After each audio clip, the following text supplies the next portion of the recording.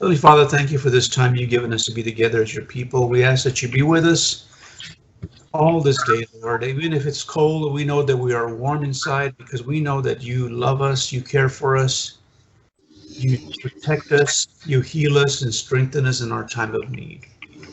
I pray that you will help us, Lord, to get through this day, pleasing in your sight, that we might be able to bring glory to your holy name. Abide with us now, Lord. Forgive us for our weaknesses and cover us with grace. And we ask in Christ's name. Amen.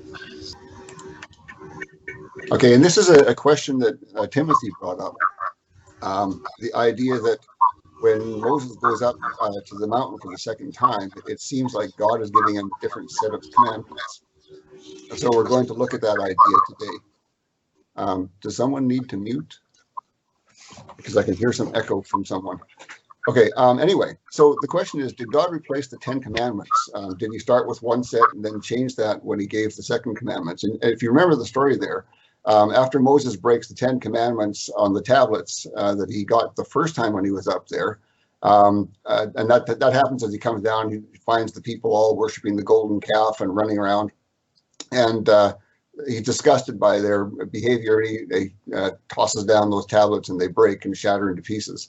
And so after that, God tells him to go out and cut out some stones like the ones that God gave him the first time, and then he's to come up to the mountain again, and God's going to meet with him again. And so while on the mountain, God has Moses write some words on these stones.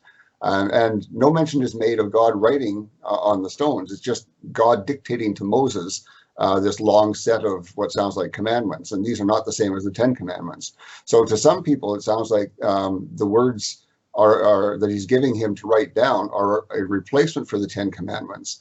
And so we're going to look at that idea here. And it seems sensible when you think about it. If Moses was told to make up a new set of tablets to be written on, and those would be created by men instead of by God, like they were created by God the first time, it would make some sense that he would also be the person who would write on them instead of the finger of God who wrote on the first set of commandments, on the first tablets.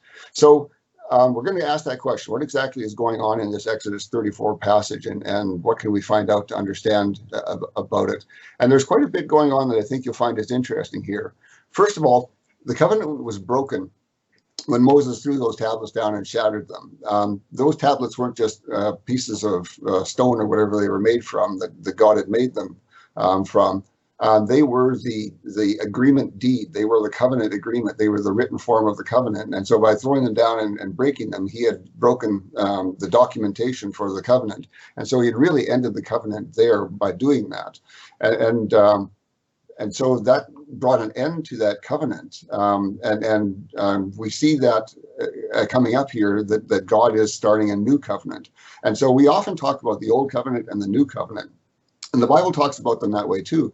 But in reality, though, there were two old covenants. The first one died before it really got started. It died before Moses got all the way down from the mountain and cast those tablets away. So in Exodus 34, we see God starting up a new covenant. And he talks about that. He says, I'm going to make a covenant. And because of the sin of the golden calf, this covenant is going to have a little different purpose to it. It's going to have a different focus on what its priorities are going to be. And we'll cover that in the verses when we get to them. But it definitely seems that a change is happening because the people turned away from God so quickly after they had agreed to follow him. Remember, they had gone through the whole cleansing process and sacrifices, all those sorts of things. They had seen God on the mountain speaking to them. And it isn't hardly any time later than that they turn away from all of that and begin to do the things that he told them not to do. And so there seems to be, because of that, a change that does happen here, a small change. And we're going to see that, as I said. The problem God faces in this, though, is that the people agreed to that first covenant, and all the sacrifices were made for it, and the blood was sprinkled on all the people for it, and they all pledged their agreement to it. And so that first covenant is the one that they all agreed to, and the second covenant has to come in a way that gets their agreement. And we'll see how that works as we go through this. So is it a new covenant with new commandments is kind of what we're going to look at here. And so the question is whether there are new commandments here. Are these replacing the commandments that were on the first two tablets? And that's actually a pretty easy thing to answer. The Bible is pretty clear about that. In Exodus 34, verse 1, God says, "Now the Lord said to Moses, cut out for yourself 2 stone tablets like the former ones. And I will write on the tablets the words that were on the former tablets which you smashed." So there outright it says that God is going to write onto these tablets that Moses is going to create. And on these tablets, he's going to write the same words that were on the first set of tablets, the ones that he had smashed. And it's kind of interesting what God says there. He goes to the effort to say the tablets that you smashed. And so there seems to be a bit of a rebuke to Moses and his actions. He may have given up on the people a little too quickly for God's taste and destroyed the tablets. So that's why it seems that Moses is being required to replace those tablets. He's the one who smashed the first ones. He's the one who's going to be replacing them. And so God has said clearly that he will be writing on the tablets. And therefore we accept that he did. Even if the text later on doesn't say that he did, because as I said in Exodus 34, it only talks about him dictating to Moses and Moses writing on the tablets. And that we didn't see in the first set of tablets. So we only saw God writing on the first set of tablets. But in this case, God specifically says, I am going to write on those tablets the same thing that was written on the first set of tablets. And so, again, so we see that, but also we see other references to it that make us think that the 10 Commandments haven't been replaced.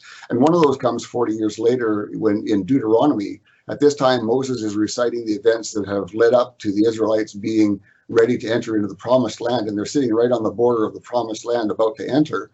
And Moses is going through this long Deuteronomic speech of their history, reviewing their history and all those sort of things. And in those, in Deuteronomy 5, he presents the 10 Commandments again. And they're pretty much identical to the same 10 Commandments that are in Exodus 20. So it seems clear that Moses still believes that the 10 Commandments still apply and are still there. And also later authors refer to the 10 Commandments again, and even in the New Testament, as being still in effect. We see Paul talking about that in many places as well. So there doesn't seem to be any belief within the Bible that the 10 Commandments were replaced. And so a little bit of background is necessary before we go on. After God gives the 10 Commandments, and that's covered in Exodus 20, Moses goes up to the mountain and he'll go up and get those first set of tablets. But before God has finished speaking all of what he says, he finishes off talking, giving the 10 Commandments, and then he keeps on going, and it continues on for 3 chapters more, right into Exodus 23, and all the way through Exodus 23.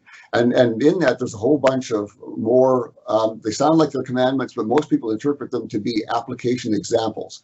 So they are, in this situation, how would you apply the 10 Commandments? So this is what you would do. And so there seems to be about 3 more chapters of things like that to continue on. And so when God gives the 10 Commandments, he doesn't just give the 10 Commandments, he gives this long set of stuff that goes on, the examples and other things that are in there. And so keep that in mind, because it's going to be important here in a moment. So the question comes, what exactly is going on in Exodus 34? What is happening? And so right from the beginning, God says, I'm going to make a new covenant. And that is covered in verse 10. He says, then God said, behold, I'm going to make a covenant. Before all your people, I will perform miracles which have not been produced in all the earth, nor among any of the nations. And all the people among whom you live will see the working of the Lord. For it is a fearful thing that I'm going to perform with you. And so this is the change that happens in the second of the Old Covenant. Because of their sin, God says things are going to be a little different here. And this time, the covenant is going to serve to glorify me in front of all of the people among you. And so all of the other nations are going to see the wonderful things that I do and see all of those things, but also not just the wonderful things. Although God is going to be glorified in these things, and there's going to be great miracles. And we remember some of those, like the water coming from stone, quail and things like that, feeding the people all those times, all those things, the great miracles. There's also other great miracles like fearful plagues that kill thousands of people, and like the ground opening up and swallowing people. So God is going to be performing all sorts of amazing things. And the purpose is going to be that he will be seen to be glorified. And so ultimately he's going to be destroying Jerusalem and sending them into slavery because they're going to turn from him.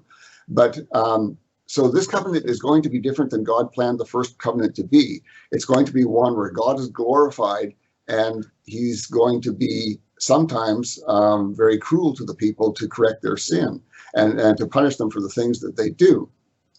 And so Moses actually seems to have invited this new relationship, because in verse 9, he says something that sounds like the relationship should be different between them and God, between the Israelites and God. So in verse 9, it says, "Then Moses said, 'If in any way I found favor in your sight, Lord, please may the Lord go along in our midst, even though the people are obstinate, and pardon our wrongdoing and our sin, and take us as your own possession.'" So that seems to be an indication that Moses wants God to treat them as a possession, as something special to him. And God seems to say, yeah, that works for me. I'm going to do that. And so, but the people haven't really agreed to this covenant yet. So it looks like God does something that men also do in similar circumstances in the agreements that we make. We call it reading in, or we call it inclusion by reference. And what we do in that is we refer to the previous document that the new document is kind of covering over or enfolding or encompassing. And so we refer to parts of that previous document to make it the foundation of the new document. And then we often specify the differences from the old document, which is also what God has done with this new purpose. So we're going to see God referring to the old covenant, the first of the old covenants, I guess I should say. And what he's going to do is he's going to refer to parts of that, but he's also given here that difference. He's saying this covenant is going to be different in that I'm going to be glorified through this covenant. The things that I'm going to do are going to show me to be a glorious God. And so that's what's going to be different in this second of the old covenants. And so the way that this agreement is going to be carried forward is Moses is going to accept it on their behalf. And that seems to be why he's writing on the tablets this time, in addition to God also writing on the tablets. So as I said before, he seems to be inviting this new relationship that God is going to have in this covenant. And so the text that some people see as a replacement for the commandments are really references to the old covenant, the first one that the people had agreed to. And when we look at and carefully compare the Exodus 34 text, the part that God says, "Here, Moses, I want you to write this on the tablets," we find that in Exodus 23. And remember, I talked about Exodus 23 being part of that long section that comes after the 10 Commandments are given by God. And so I'll just very quickly go through this, and then we'll head to our main study. So in Exodus 34, on this table here, I've got on the left-hand side all of the verses that God says for Moses to write on the tablets. And then I've got the reference number here that shows where it is in Exodus 23. Now, things aren't in the same order in Exodus 23, but almost everything that's in Exodus 34 is in Exodus 23. And so here, in the first one, I'll give you this example. It says, "Behold, I'm going to drive out the Amorite from you, and the Canaanite, the Hittite, the Perizzite, the Hivite, and the Jebusite." And the verse from Exodus 23 says, "For my angel will go before you and bring you into the land of the Amorites, the Hittites, the Perizzites, the Canaanites, the Hivites, and the Jebusites, and I will completely destroy them." So you can see that those are very strongly connected there. The next verse, verse 12, says, "Be careful that you do not make a covenant with the inhabitants of the land into which you are going, or it will become a snare to you, a snare in your midst." And then 23:32 from chapter 23 says almost the same thing. It says, "You shall make no covenant with them or with their gods. They shall not live in your land, otherwise they will make you sin against me. For if you serve their gods, it is certain to be a snare to you." So we see that same idea of don't make covenants with them, and it'll become a snare to you if you do. But that was verse 32. So it doesn't follow after 23. What follows after 23 is verse 24 down here. So the sequencing is different. But chapter 23 says almost exactly the same things, different orders, I said.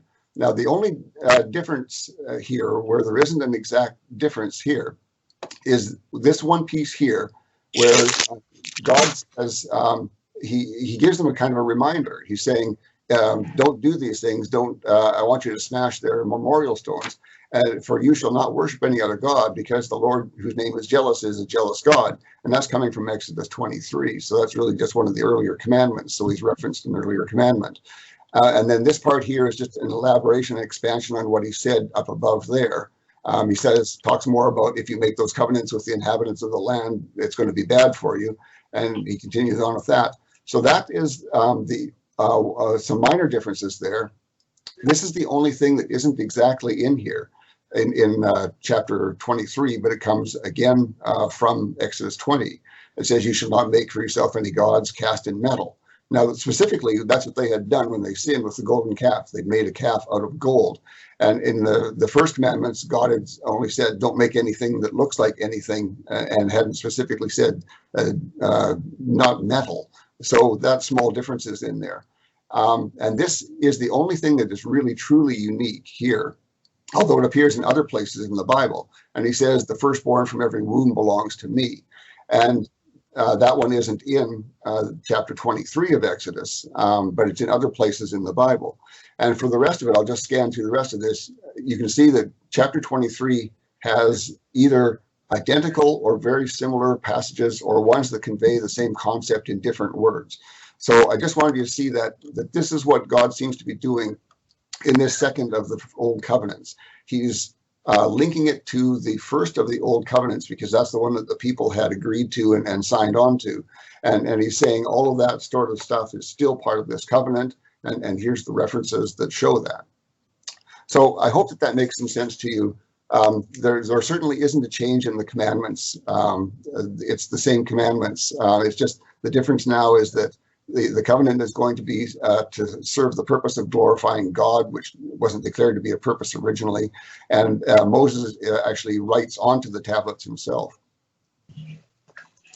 Stan, what about the commandments in the second set there that it talks about keeping the feast days? It says to guard the unleavened bread and perform the Shavuot.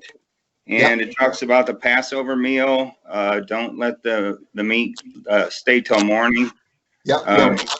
I'll do one of those. Verse 18 actually talks about that. From chapter 34, verse 18, it says, you shall keep the feast of unleavened bread.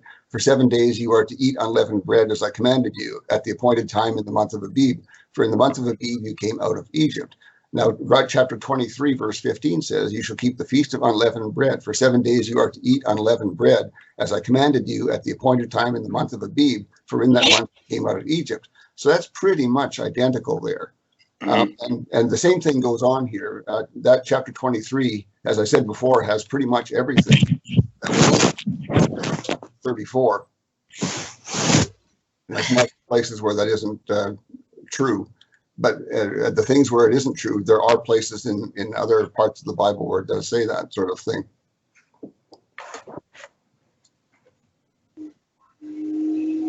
Any questions on that?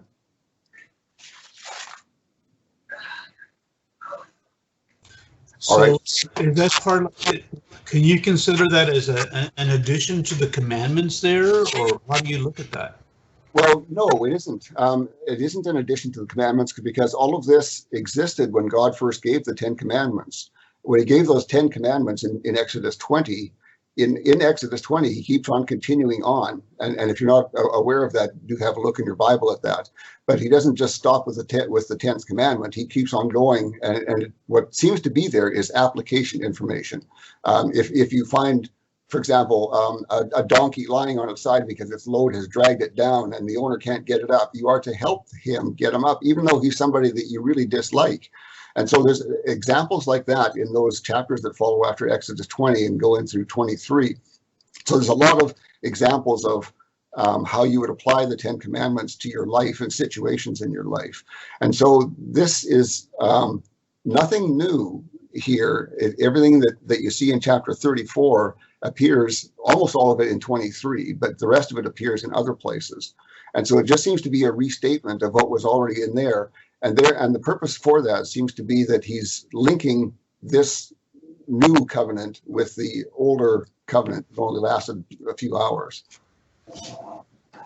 It just kind of, well, the way I'm looking at it is it kind of troubles me a little bit that churches are so willing to keep pagan holidays and feasts and avoid feasts like these, you know, the special days that the Lord, you know, brought up, you know, and like the the Feast of the Tabernacles and Feast of Harvest and all of those. Yeah. I thought it seems to me that if you're going to if you want to do that extracurricular activity of keeping some other holidays, maybe you should do some of this instead. You know, I mean, it just makes perfect logic to me that if you feel like you want to do something special like that, then maybe this is a better option than what they're doing. Yes. In place of that.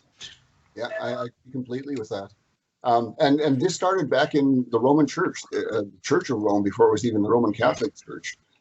They, I talked about this before, they despised the Jews, and a lot of the first fathers from the Roman Catholic Church made that pretty clear in the things that they wrote. And so they didn't want to even look like the Jews because they didn't like the Jews, and so they got rid of the Sabbath and the feast days and all those sort of things that would make them look like Jews. And they didn't say it was for that reason, but there was such a strong pattern there of them getting rid of everything that would have made them look like they were Jews. And so even the things that they did keep, like they kept Passover, but they moved it to a new day so they wouldn't be celebrating it on the same day as the Jews.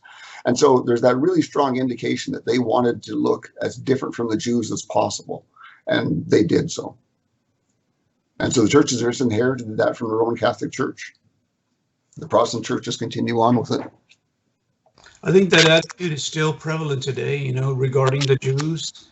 People hate to be associated with them. You know, I've seen that attitude, and I'm kind of stunned by that. You know, that attitude, you know, about the hatred of appearing Jewish-like, you know, or doing anything Jewish. And I've seen that in local churches too.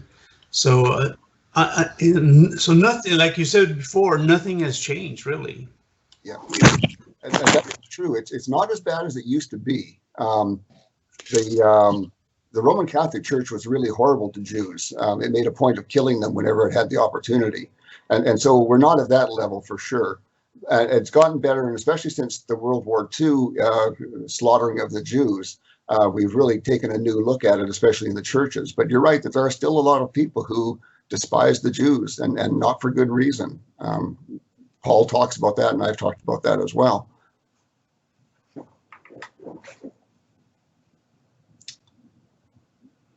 Okay, if there's nothing else, I will move on to the big study, the main study, which is going to take a few. Thank you for covering that, Brother Stan. Well, thank you for bringing it up. I thought that was good to look at. I looked at it before, but I'd never done a document about that. I have a link on my website now, and I'll post that if you want to go through that in detail. I have all those verses you can look at. Okay, thank you.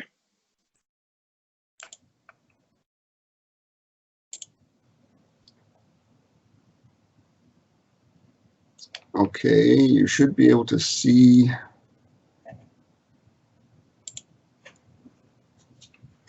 the lead page. Yeah, we see it okay. All right, good. Okay, so yeah, here's where we have the question that we're asking, and we'll get right to that here. So the question is, what's the common principle between these? And that's the study that we've been doing here. Actually, let me go back and do the review from the last one. Okay, so last week we were looking for the underlying principle here, and that's what we've been doing in this study. The Jews found long ago that there was a connection between these tablets, and so the first commandment on the first tablet and the first commandment on the second tablet are related, and there's a foundational principle that's common to them. And so the second on the first tablet and the second on the second tablet also have a common relationship. And so that's what we've been exploring here in this study. We've been digging into it and finding that those underlying principles between those commandments. And those help us to understand the commandments better. And it will again here today, I believe. And so the underlying principle for those is they were about covenants, both of them. And so the principle is that necessity to keep covenants. And of course, God is speaking about the covenant of you can only have one covenant with him. You can't have another covenant with another God. God says, I simply won't accept that.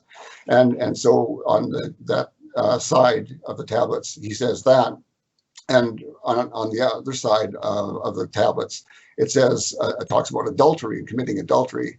And so that was also a covenant break. So the underlying principle is keeping your covenants. And so that doesn't just refer to that. Remember that we've talked about this in the 10 Commandments before, is that the commandment is really more of an example that you should look at to see a broader understanding. And so it isn't just about adultery. It's about keeping, it's about spiritual adultery, and Jesus talked about that too.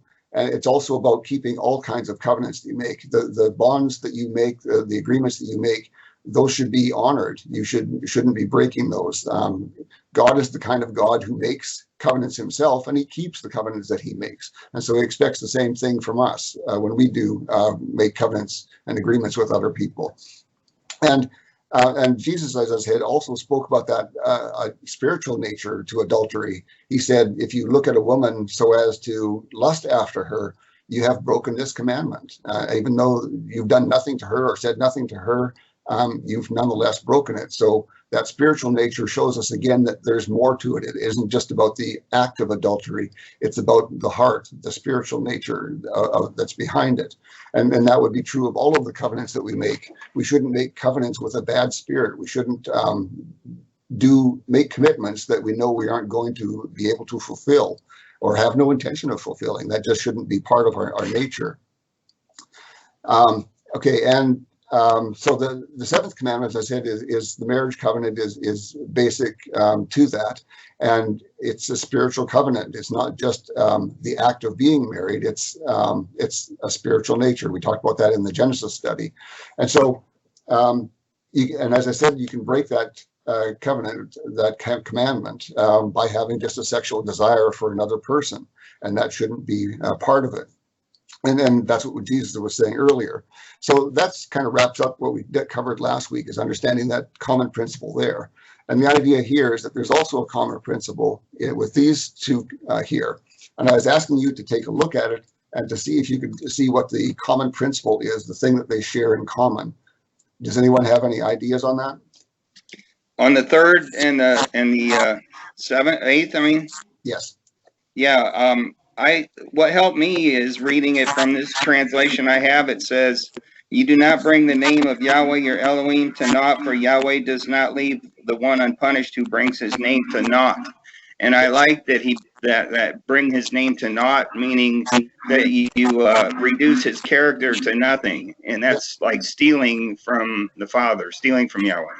Yeah, you got it. And that I did the same thing with translations. Most of them translated as "don't use the name of the Lord in vain," but we don't understand vain in that way. We don't use vain that way, and so you need another word. Now, "not" is not necessarily a great word either. That's kind of an Old Testament word, but it does mean to nothing. And vain means the same thing. It really means worthless, pointless, useless, purposeless. And of course, this is all from God's perspective. So he's saying, don't use my name in ways that don't serve my purposes.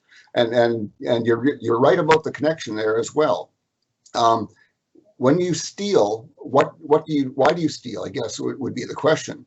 And the reason you steal stuff is that you want to take control of it and use it for your own purposes. So if you steal money from somebody, you want to spend that money to do whatever you want to do and not what that other guy wanted to do with the money.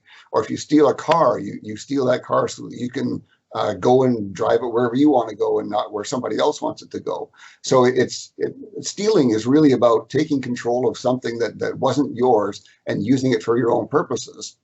And that's the same thing here. That's the connection that we see here with using the name of the Lord in vain, is God is saying, don't use my name for your own purposes.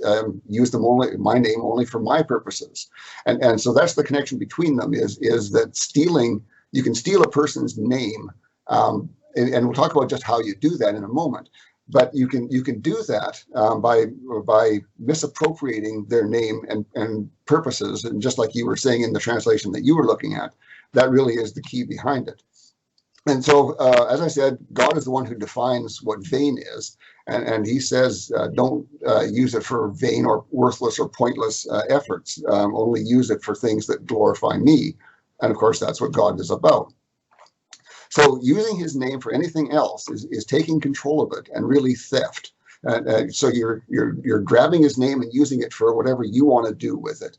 And when we talk about name here, we aren't just talking about his Yahweh, that name. We're talking about his character. And you said that same word, Timothy. You had that right. We're talking about more than just a label, that. And so, and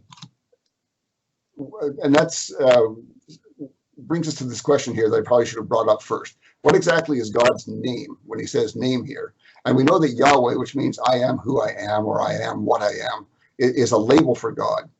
And God says, you can call me by that name, and do call me by that name, but that isn't entirely who I am. And later on, he declares what he is, a larger form of his name. And so we often call God just God, but that's a title. It's not a name. And so we don't, I see some people using G-D as though they were somehow trying to avoid injuring God's name. But that isn't really the name of God. And Yahweh is a label for that name and not his real name. His name, like you were saying, Timothy, is his character. It's about that. And he talks about that in Exodus 34, 6 and 7, and in lots of other places as well. It says, Yahweh, the Lord God, compassionate and merciful, slow to anger and abounding in faithfulness and truth, who keeps faithfulness for thousands, who forgives wrongdoing, violation of his law and sin, yet he will by no means leave the guilty unpunished, inflicting the punishment of fathers on the children and on the grandchildren to the third and fourth generations. Now that is God making a statement about his character. This is who I am. And this is a short form of it. There's actually longer statements, and some people have even said that the first 5 books of the Old Testament are in fact one big description of God, one big description of his character and his name. And so we're thinking of name in that way, not in the name that we would say Bob or Don. We're talking about a character of a person. And so what we're talking about here is God saying, don't abuse or don't steal my character and use it for your own purposes. And so don't take anything about me and use it to serve yourself. And this is actually similar to things that we do in our society. We have laws against stealing people's ideas, and we have laws that allow a person, if he comes up with a good idea, to try and market that idea, and he gets some number of years of protection that allow him to make an effort to take that idea and make advantage from it. And so even in our own laws, we recognize this idea that we don't steal people's ideas, we don't steal their words, and we give them credit when we do use them. And all of these things are really very biblical in that same way, because you are stealing from a person if you're stealing his words or his ideas. So it's not an unfamiliar concept to us, this idea of God's name and being something bigger than just a label. And so how do we steal God's name? I have a couple examples here that I dug up some time ago. And these, now let me say, I can't say for sure that the person who put these out is actually stealing God's name, because I don't know his motivations. I don't know his heart, but it doesn't look good. And so this one that's on the bottom left here, this guy is trying to sell a copper bracelet, and he believes that copper with magnets, and it has little magnets in it as well. This is somehow not just magical. This is the power of Jesus in this copper bracelet. And therefore you should run right out and buy one of these things for $9.97.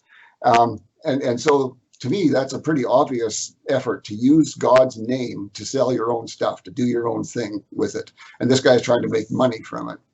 And you can see that he's really trying to link it. He's got power of Jesus here. So there's simply no doubt that he's using God's name to make money for himself. So that one really seems pretty obvious. The next one here is this tortilla. Note that this came from San Antonio, Texas. This was somebody selling it on some site. I'm not sure if it was eBay or where it was that I found this. But in any case, this guy bought a tortilla and found what he thought was a face in it and decided that this is obviously the face of God, and therefore this miraculous appearance on an average pack of tortillas. And so he's determined to sell this tortilla for $4.99, or at least that was the starting bid, and to make a market off of this, believing that this is a miracle, that somehow the face of God is here. Now, he doesn't actually say God or anything like that, but we know what he's up to. He's trying to associate this with a miracle and therefore something, an act of God. So These are ways that you can steal God's name and use it for your own purposes. And as I said, I don't know the hearts of these people, why they're doing this, but it sure doesn't look good.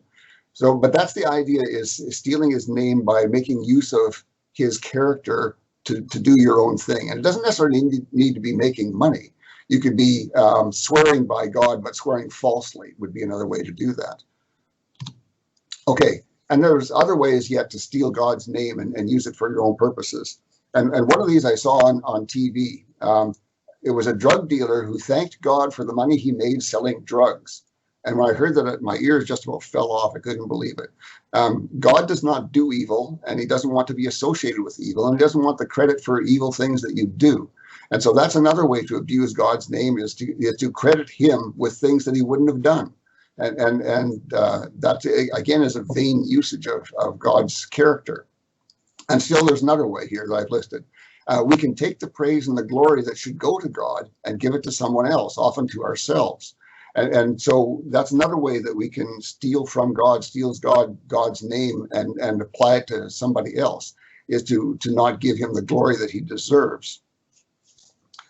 I've been motoring along pretty quickly here, and I'm already done.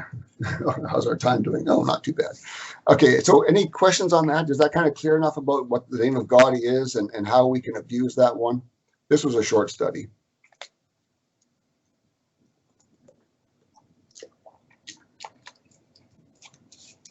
I don't hear anything.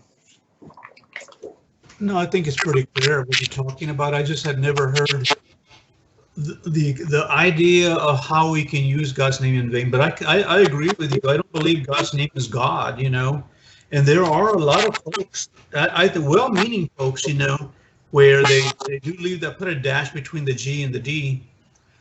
And I see that a lot, you know, and I try to explain to them, you know, that's not his name. That's not his name, you know. But in fact, I know, and I also agree that we can call him Yahweh, but we're not really sure that's even his name either, you know. Maybe you could call me that, you know. It's kind of like that, you know. So maybe someday he will let us know what his true name is. So that's still up for debate on that one. Yeah, definitely.